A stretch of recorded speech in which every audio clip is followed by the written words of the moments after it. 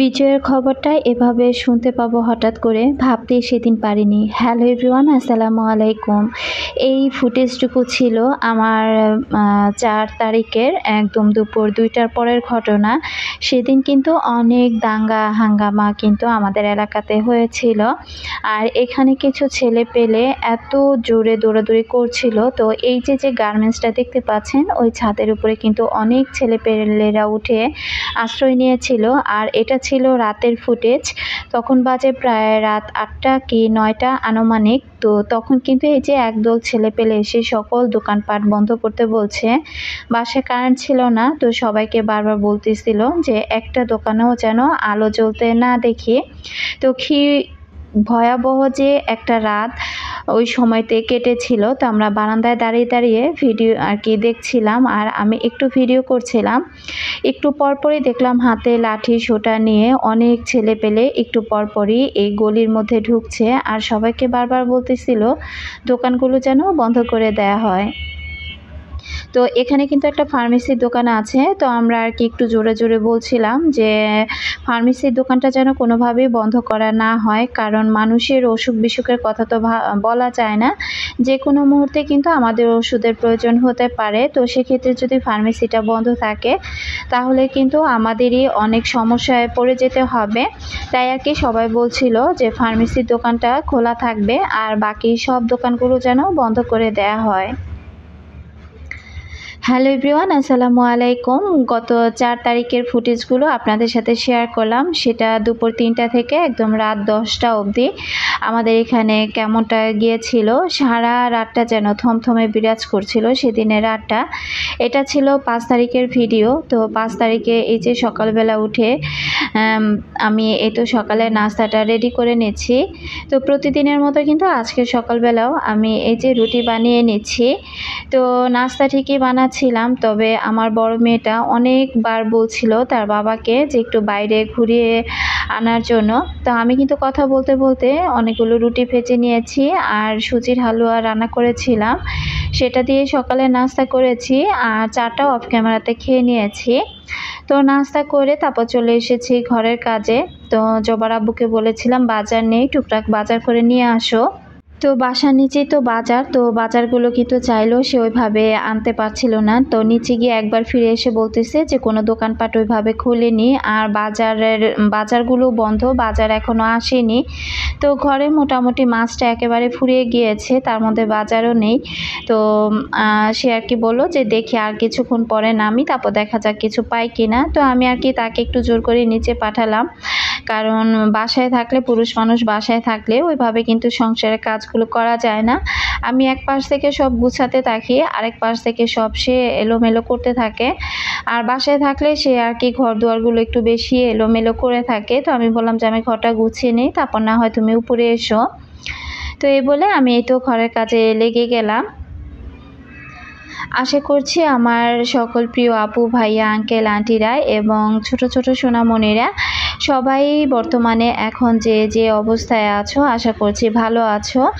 তো আসলে ভালো আছি বলতে এই কথাটা এখন আমরা পুরোপুরিভাবে বলতে পারি না। দেশ হয়তো বা আমাদের স্বাধীন হয়েছিল ৫ই আগস্ট, ঠিক আছে, তবে এখন কিন্তু আমাদের এখানে বর্তমানের পরিস্থিতিটা খুবই খারাপ। প্রতিদিন কিন্তু মোবাইলে মেসেজ আসছে যে বড় মেয়ের স্কুল থেকে যে স্কুলে যেতে হবে। তো ছোট মেয়েরও মেসেজ এসেছে।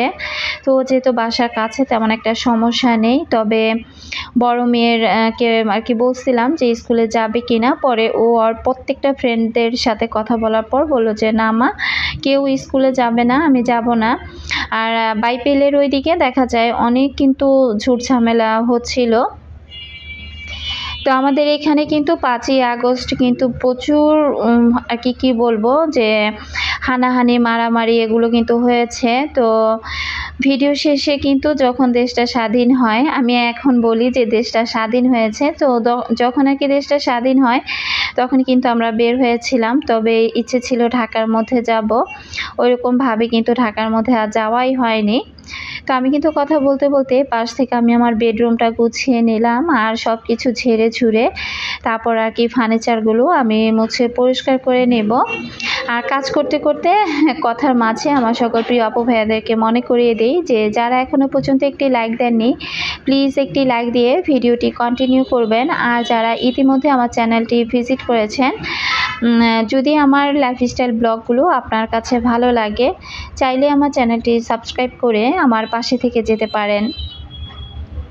তো সংসারের কাজগুলো করছিলাম আর একা একাই বকবক করছিলাম যে কেন এখনও তিনি আর কি তার জায়গাটা থেকে সরে যাচ্ছে না। এতগুলো বাচ্চাদের প্রাণ যাচ্ছে, এত মারামারি, এত গ্যাঞ্জাম, কি দরকার এসব করার। তো এদিক থেকে এই যে দেখেন মেয়ে সকালবেলায় উঠে মাথাটা আর কি আঁচড়িয়ে নিয়েছিল। তো এইরকম চুল পড়ে আমার সারা ঘর ভর্তি কিন্তু শুধু চুল আর চুল। তো দেখা যায় কি আমি কিন্তু ভয়ে তেমন একটা মাথা আঁচড়াই না আর কি, মাথা আঁচড়াতে গেলেই দেখা যায় চিরুনি ভর্তি চুল পড়ে। তো আমাদের হয়তো বা আমাদের বাসার পানির একটু সমস্যা হয়েছে, ইদানিং কিন্তু চুলের পরিমাণটা খুব বেশি। ঘর মুছতে গেলে বারবার চুল উঠাতে উঠাতেই যেন অর্ধেকটা সময় চলে যায়, এত প্রচুর পরিমাণে চুল। তো আমি ঘর ঝাড়ু দেওয়ার আগে কি করি, একটা একটা করে সব চুল খুঁটি খুঁটি তুলে তারপর আর কি ঘরটা ঝাড়ু দেওয়ার চেষ্টা করি। আবার মাঝে মাঝে বিরক্ত লাগলে না তুলে এভাবে ঘরটা ঝাড়ু দিয়ে নেই। তো এখন আমি ডাইনিং রুমটাও পরিষ্কার করে নিয়েছি আর সাথে এই যে কিচেন ক্যাবিনেটটা তো পরিষ্কার করতে হবেই। তো যাই হোক, যে কথা আর কি বলছিলাম, তো পরবর্তীতে মেয়ে আর কি স্কুলে মোটামুটি যাওয়া বন্ধই রেখেছে, যদিও বলা হয়েছিল যে স্কুল কলেজ সব কিছু খুলে দেওয়া হয়েছে। তো তার মধ্যে জবার আব্বুর অফিসও কিন্তু প্রায় 3 দিন বন্ধ ছিল। আর এপাশ থেকে আমি সব কিছু মুছে এখন চলে আসলাম রান্নাঘরে। তো সে কিন্তু একটু বাজার করে নিয়ে এসেছে। তো অফিসটা তো বন্ধ, তো ভেবেছিলাম যে আজকে হয়তো রান্না বান্না করার পর বড় মেয়েটা যেহেতু অনেক মন খারাপ করছে, ওর বাবা যেতে দেখ বা না দেখ, তো আমি একটু বের হব। তো আমি বের হওয়ার জন্য আর কি রান্নাবান্নাগুলো সেরে নিচ্ছিলাম। আর আমি জানতামই না যে সেদিনই হয়তো বা আমাদের দেশটা স্বাধীন হয়ে যাবে। তো আমি খুব তাড়াহুড়া করে কাজ করছিলাম আর সকল কাজ কিন্তু আমি করে নিয়েছি। পরবর্তীতে বড় মেয়ে শুধু রুমটা আর কি মুছে নিয়েছিল। তো বাজার থেকে অল্প পরিমাণে কিছু কই মাছ এনেছিল, কই মাছগুলো যেহেতু জ্যান্ত ছিল আমি একটু লবণ মেখে তারপর আর কি ঢাকনা দিয়ে ঢেকে রাখলাম, এতে করে লবণটা দিয়ে রাখলে কই মাছটা কিন্তু তাড়াতাড়ি মরে যাবে। তো আমি কই মাছটার মধ্যে লবণ দিয়ে এখন আর কি আবারও রুমটা একটু ঝাড়ু দিয়ে নিচ্ছি। আর সবগুলো রুম বারান্দা আমি কিন্তু অলরেডি ঝাড়ু দিয়ে নিয়েছি। তো আমি কাজ করছি আর ওর বাবার সাথে বারবার বলছিলাম যে আজকে না কত মায়ের বুক খালি হবে, কত মা সন্তানহারা হবে। আসলে কম বেশি সেদিন কিন্তু সবাই রাস্তায় নেমে গিয়েছিল। তো কোনোভাবেই জবার আব্বু আমাদেরকে বের হতে দিচ্ছিল না। তো এটা নিয়ে কিন্তু আমি প্রচুর রাগ করছিলাম যে স্বাধীন দেশের মানুষ হয়েও আমরা স্বাধীনভাবে কথা বলতে পারি না, এটা কেমন। আর তুমি ঘরে বসে বসে তুমি শুধু বলতেছো যে এটা হবে সেটা হবে, কিন্তু তুমি নিজেও বের হচ্ছ না, প্লাস আমাদেরকেও বের হতে দিচ্ছ না, এটা কিন্তু মোটেও ঠিক না। তো আমি কিন্তু খুব রাগ হচ্ছিলাম। আর আমার বড় মেয়ে তো রাগে তার বাবার সাথে কথা বলাই বন্ধ করে দিয়েছে, ছোট জন্য। তো এরপর আর কি মেয়েকে বললাম যে ঠিক আছে তাড়াতাড়ি কাজ শেষ করো, এরপর আমি তুমি আর জুই আমরা সবাই বের হব, তোমার বাবা না বের হয় না বের হবে। তো বড় মেয়ে যেহেতু ও এখন কিন্তু নিউ 10-এ পড়ছে, তো ঢাকার মধ্যে যেতে পারেনি, ও বারবার বলতেছিল আম্মু আমি এই দিকেই যাব কোথাও।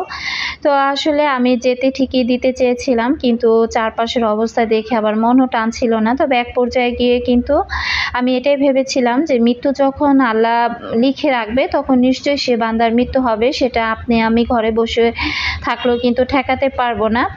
তো এরকম কিন্তু আমরা টিভি নিউজগুলোতে অনেক কিছু দেখেছি যে আহাদের মতো ছোট্ট বাচ্চাটাও যখন বারান্দা দিয়ে তার মা বাবা তাকে নিয়ে বসে বারান্দায় বসে রাস্তাঘাটের আর কি অবস্থা দেখছিল, মিছিল গোলাগুলি দেখছিল, তখনও কিন্তু গুলিটা গিয়ে সে বারান্দা ভেদ করে তার চোখে গিয়ে লাগে। তো আহাদের মতো একটা 5 থেকে 6 বছরের বাচ্চাও কিন্তু রক্ষা পায়নি। আসলে মৃত্যু এমন একটা জিনিস, সেটা যখন যা যেভাবে লেখা থাকবে সেটা কিন্তু হবে, সেটা আপনি আমি কেউ কিন্তু ঠেকাতে পারবো না, হাজারও যদি ঘরের মধ্যে বন্দী হয়ে থাকি। তো সব কিছু ভেবে আর কি আমি সিদ্ধান্ত নিয়েছিলাম যে সেদিন বের হব। তো আমি কিন্তু এই যে খুব তাড়াহুড়া করে কাজ করছিলাম আর একটু বিরক্ত হচ্ছিলাম যে আজকে একটু বের হব, আর আজকে যত কাজের পাহাড় জমে গিয়েছে। তো এখানে হাফ কেজি মাছ নিয়ে এসে সে বলতেছে মাছগুলো যেন তাকে কড়া করে একটু ভেজে দেওয়া হয়। সে আর কি কিছু ভাত আছে, তো বলতেছে একটু ফ্রাইড রাইস রান্না করবা আর মাছ ভেজে দিবা, আমি এভাবে খাবো।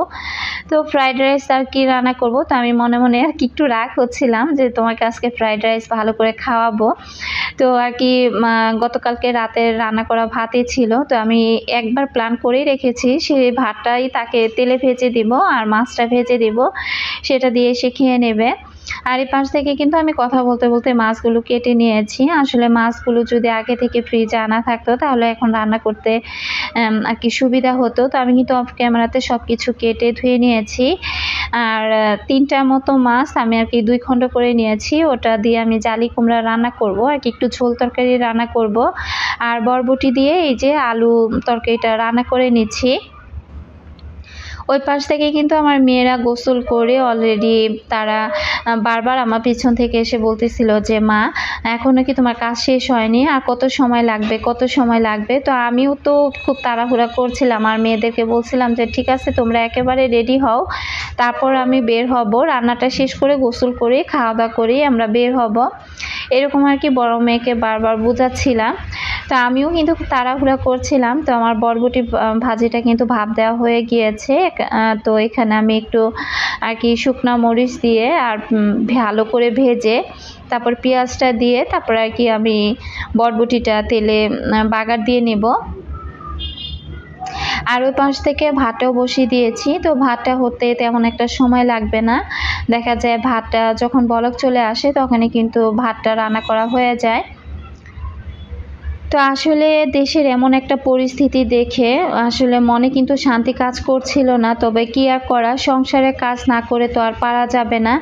আমি একটু পরপরই টিভি নিউজগুলো দেখছিলাম আর রান্নাবান্না করছিলাম। তবে এই রান্নাগুলো করতে করতে না পাশের মসজিদ থেকে হঠাৎ করে অনেক জোরে জোরে আমি চিৎকার শুনতে পাই। তো আমি ভেবেছিলাম হয়তোবা মসজিদে লোকজন আছে বা নামাজ শেষ, হয়তোবা তারা টিভি নিউজগুলো দেখছে, হয়তোবা অনেক জায়গায় দাঙ্গা হাঙ্গামা এগুলো হচ্ছে, এগুলো দেখে হয়তোবা তারা হই হুল্লোড় করছে। তবে কানটা কিন্তু আমার সেই মসজিদের দিকেই ছিল। আর আমি রান্না করছিলাম, একটু পরপর আর কি টিভিতে গিয়ে খবর দেখছিলাম। তো সেদিনও কিন্তু হঠাৎ করে একদম নেটের লাইনটা কিছুটা সময়ের জন্য একেবারে অফ হয়ে যায়।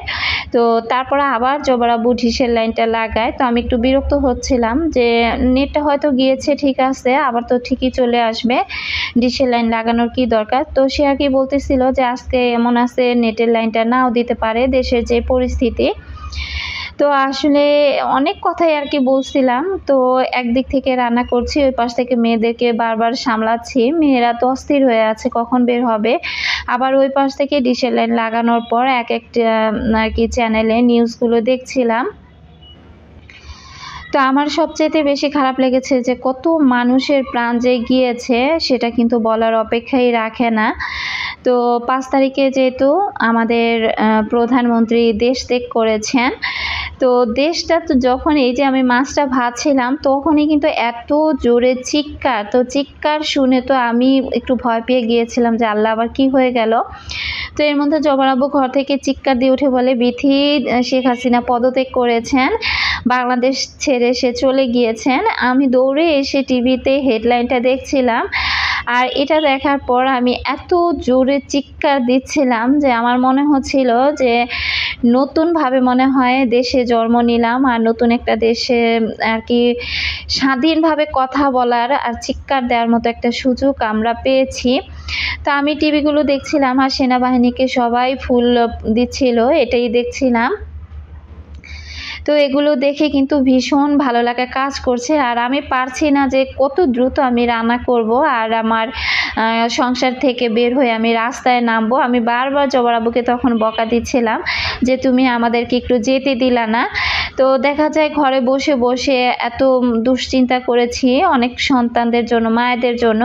তো সে আর কি মৃত্যুটাকে খুব ভয় পাচ্ছিল যে আমি যেতে দিইনি, যদি কোনো গুলি খাই বা কোনো কিছু হয়। তো আমি তাকে একটা কথাই বললাম যে হাজারটা মা তার তার সন্তানকে রাস্তায় নামিয়ে দিয়েছে। তো তুমি কেমন মানুষ, তুমি আমাদেরকে যেতেও দিলা না, নিজেও ঘর থেকে বের হলা না, এটা রাজাকারের একটা পরিচয়, তুমি বিশ্ব রাজাকার। এগুলো কিন্তু আমি জবার আব্বুকে বহুবার বলেছি। তো সে আর কি বারবার বলতেছিল দেখো কিভাবে স্বৈরাচারের পতন হলো।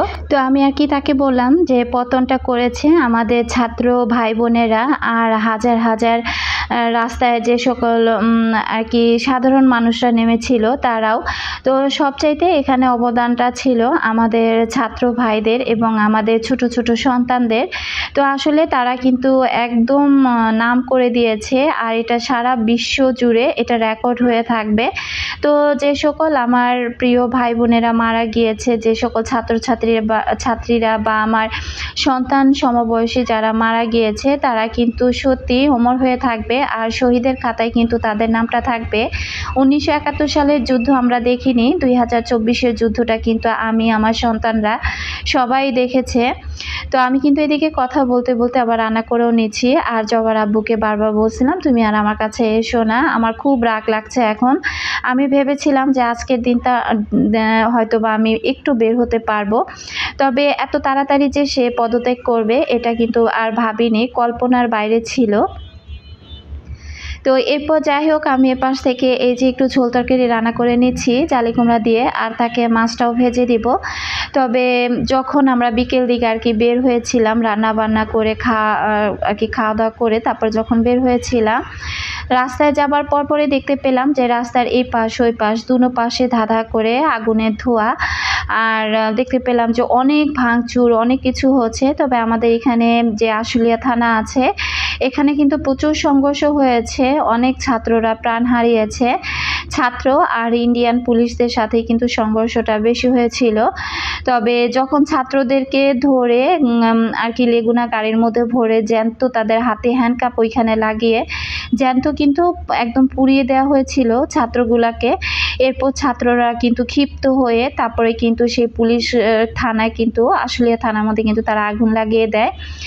আর এই যে দফায় দফায় মিছিল তো হচ্ছেই, এরপর কিন্তু তারা পুলিশের উপর এতটা ক্ষিপ্ত হয় যে তাদেরকে এত মেরে অলরেডি 2টা পুলিশকে কিন্তু এক রাত একদিন প্রায় ফুট ওভার ব্রিজের নিচে তাদেরকে ঝুলিয়ে রাখা হয়, পা উপর দিকে আর মাথা নিচের দিকে দিয়ে। তবে এই জিনিসগুলো না একদম আমার ঘরের সামনে। তো আমি অলরেডি যখন পরের দিন আর কি 5 তারিখের ঘটনা 6 তারিখে গিয়ে যখন আমরা দেখতে পেলাম যে আমি রাতের বেলা গিয়েছিলাম, গিয়ে দেখতে পেলাম যে মাত্র একজন ইন্ডিয়ান পুলিশ তাকে একদম প্যাকেট করে মুড়িয়ে রেখেছে আর কি পলি দিয়ে, আর বাকি যে ছাত্ররা ছিল তাদেরকে কবর দেওয়া হয়েছে। তো আসলে না এগুলো একদম কি আর বলবো, এগুলো আসলে যেমনটা মানা যায় না তেমনটা আর কি ভাবলেও কষ্ট লাগে। এই যে আমরা রাস্তায় নেমেছিলাম, তো ওই যে সামনে ধোঁয়া দেখতে পাচ্ছেন ওই দিকেই কিন্তু প্রচুর গন্ডগোল হচ্ছিল, যেমন গোলাগুলি। তো আমাদের চোখের সামনে 2-3 জনকে কিন্তু অলরেডি ফজিলাতুন্নেসা হাসপাতালে নেওয়া হয়েছিল যে গুলিবিদ্ধ অবস্থায়। তো এগুলো দাঁড়িয়ে দাঁড়িয়ে দেখছিলাম, আর মেয়েকে একটু বুঝালাম যে মা ঢাকা যেতে হলে আমাদেরকে ওই রাস্তা দিয়ে যেতে হবে, আর ওই রাস্তার মধ্যে যেহেতু এত গ্যাঞ্জাম হচ্ছে ওইখানে কোনোভাবেই যাওয়া যাবে না। তো এরপরে এই যে একদম আমাদের বাসার স্ট্যান্ডের কাছে ফুট ওভার ব্রিজের উপরে একটু দাঁড়িয়ে দেখতে পেলাম যে ফজিলাতুন্নেসা হাসপাতালের সামনে প্রচুর আগুন। এটা ছিল বেক্সিমকো কোম্পানির যে সালমান এফ রহমান তারই আর কি, তিনি এই জায়গাটা নিয়েছিলেন নতুন, তো এখানে অ্যাপার্টমেন্ট করবেন ভেবেছিলেন। তো এখানকার যত যা ছিল ভেঙে চুরে সব কিছু ছেলে মেয়েরা আর কি লোকজনেরা সব নিয়ে যাচ্ছে, আগুন ধরে দিয়েছে। আর এই যে জায়গায় জায়গায় কিন্তু শুধু আগুনই দেখতে পেয়েছি।